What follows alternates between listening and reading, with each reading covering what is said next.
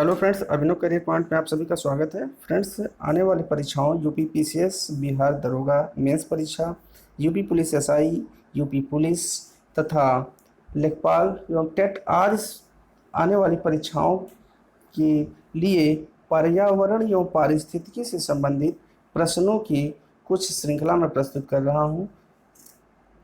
यह आने वाली परीक्षाओं के लिए बहुत ही उपयोगी है। तो फ्रेंड्स, समय जाया ना करते हुए आइए प्रश्नों की श्रृंखला को शुरू करते हैं।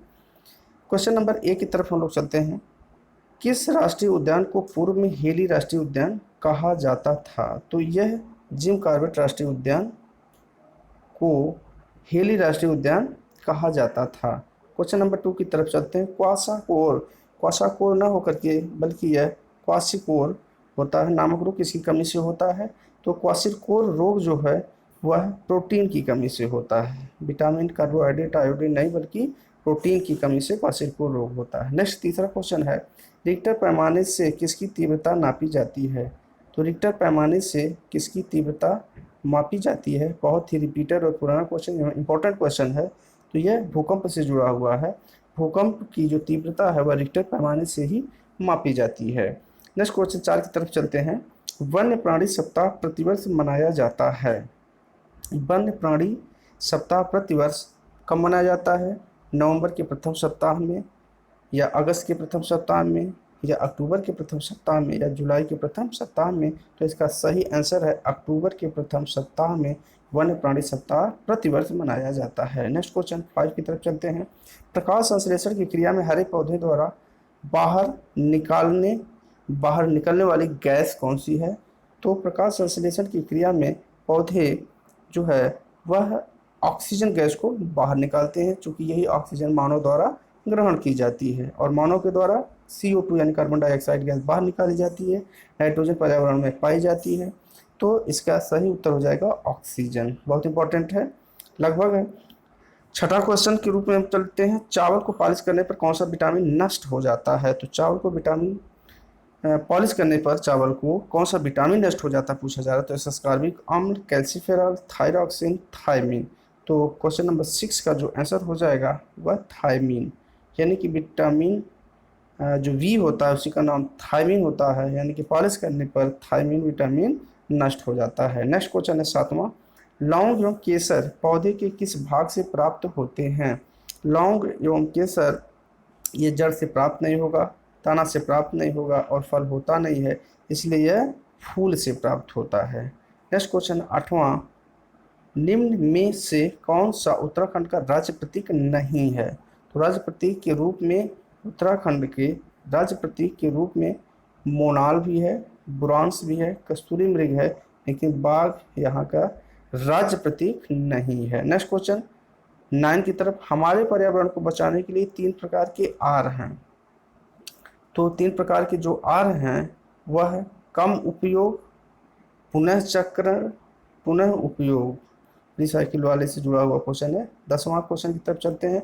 ऊर्जा का अप्रदूषकीय स्रोत है।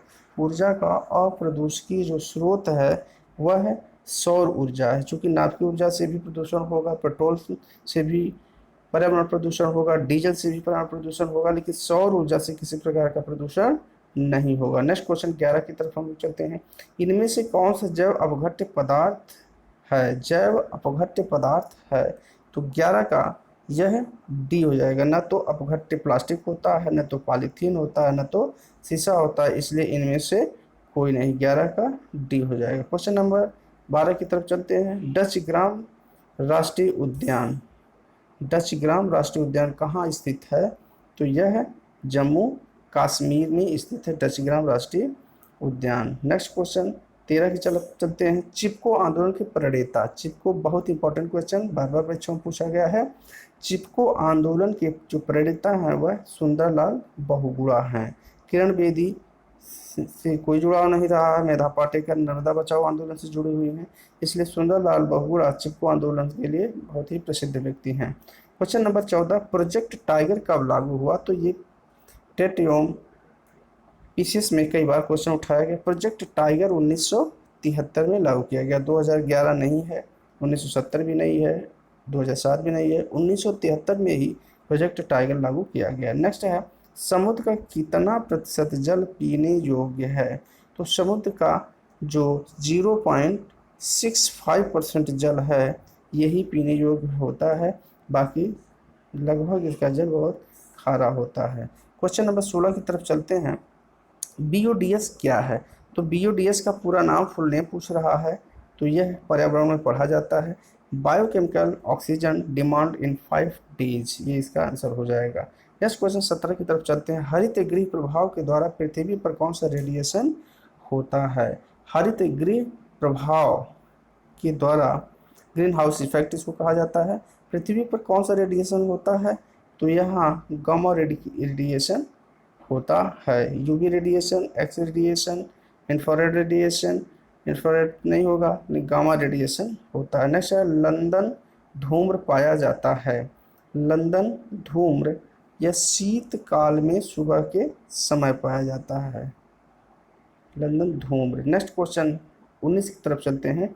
हवा का एक तीव्र भंवर जो समताप मंडल में बनता है और अंटार्कटिका के ऊपर छाया रहता है कहा जाता है। हवा का एक तीव्र भंवर जो समताप मंडल में बनता है और अंटार्कटिका के ऊपर छाया रहता है क्या कहा जाता है?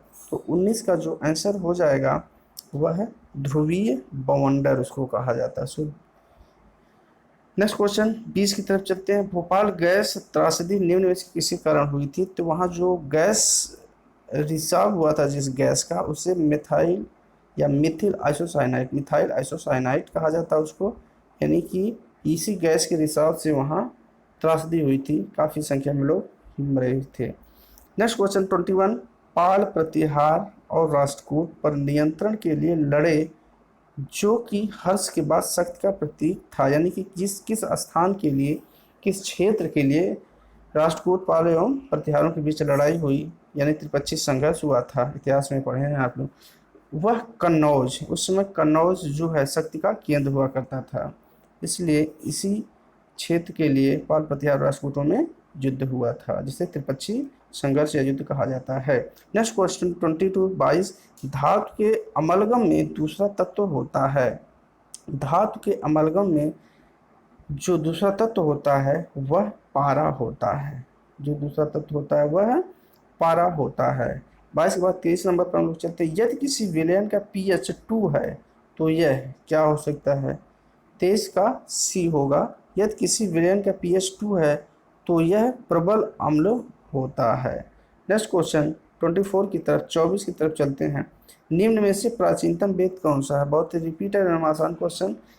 प्राचीनतम वेद जो है वह ऋग्वेद है। वेद कुल कितने हैं? 4 वेद हैं, ऋग्वेद, सामवेद, यजुर्वेद एवं अथर्ववेद। तो ऋग्वेद जो है यह सबसे प्राचीन वेद है। नेक्स्ट क्वेश्चन, भारत में कहाँ सिंह युक्त गैंडा मिलता है? बहुत इंपॉर्टेंट क्वेश्चन, टेट की परीक्षा में कई बार पूछा गया है। भारत में कहाँ सिंह युक्त गैंडा मिलता है? तो यह असम में सिंह युक्त गैंडा पाया जाता है। नेक्स्ट क्वेश्चन 26 की तरफ चलते हैं। एक उदासीन पिंड होता है। एक उदासीन पिंड जो है वह ऋणात्मक एवं धनात्मक आवेश बराबर मात्रा में पाया जाता है एक उदासीन पिंड में।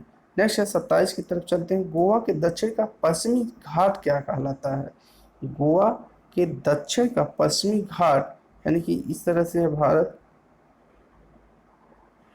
भारत का जो दक्षिणी हिस्सा है इस तरह से है, तो यहाँ गोवा स्थित होता है और यहाँ से यहाँ तक का जो हिस्सा है वह केरल होता है और ये तमिलनाडु हो जाता है। तो गोवा के दक्षिण का पश्चिमी घाट जो है पूछा जा रहा है, तो यह है मालाबार तट हो जाएगा। ये मालाबार तट कहा जाता है, इसको उत्तरी सरकार तट कहा जाता है। नेक्स्ट क्वेश्चन 28 की तरफ डीडीटी है। डीडीटी क्या है? तो डीडीटी एक अनअपघटनीय प्रदूषक है। डीडीटी डाइफ्लोरो टाइटेनियम है। ये आंसर इसका हो जाएगा डी। ये बी नहीं होगा, ना तो ए होगा ना तो सी होगा। डीडीटी डाइफ्लोरो टाइटेनियम इसका पूरा नाम होता है। तो 28 का डी सही हो जाएगा। अब हम आते हैं 29 की तरफ। Question number 29। लोदी वंश की स्थापना किसने की? तो लोदी वंश की जो स्थापना करने वाला था वह बहलोल लोदी था। लोदी वंश दिल्ली सल्तनत का अंतिम वंश था। इसका संस्थापक बहलोल लोदी था। इसका जो दूसरा शासक था वो सिकंदर लोदी था, और इसका जो अंतिम शासक था उसे इब्राहिम लोदी के नाम से जाना जाता था। और इब्राहिम लोदी को ही पराजित करके बाबर ने भारत में मुगल वंश की स्थापना की थी। नेक्स्ट क्वेश्चन 30, निम्न में से कौन सा जीवाणु जल प्रदूषण के सूचक के रूप में काम आता है? तो यह स्ट्रेप्टोकॉकस कहा जाता है। इसको स्ट्रेप्टोकॉकस जल प्रदूषण के सूचक के रूप में कहा जाता है। तो फ्रेंड्स, इस प्रकार हम अपनी वीडियो को यहीं पर रोकते हैं, क्योंकि ज़्यादा लंबी वीडियो होने से आपको बोरियत महसूस होगा, और इसके आगे की जो भी क्वेश्चन है उसे हम अपने नेक्स्ट वीडियो में लेकर के पुनः उपस्थित होंगे। तब तक के लिए हमारे सराहनीय प्रयास के लिए आप हमारे चैनल को लाइक, सब्सक्राइब एवं शेयर करें। और इस वीडियो को जब आप बार बार देखेंगे तो ये क्वेश्चन आपको वैसे याद हो जाएंगे और परीक्षा में आपको सफलता प्राप्त होगी। तो अगली वीडियो के साथ पुनः उपस्थित होऊंगा, तब तक के लिए ओके, थैंक्स।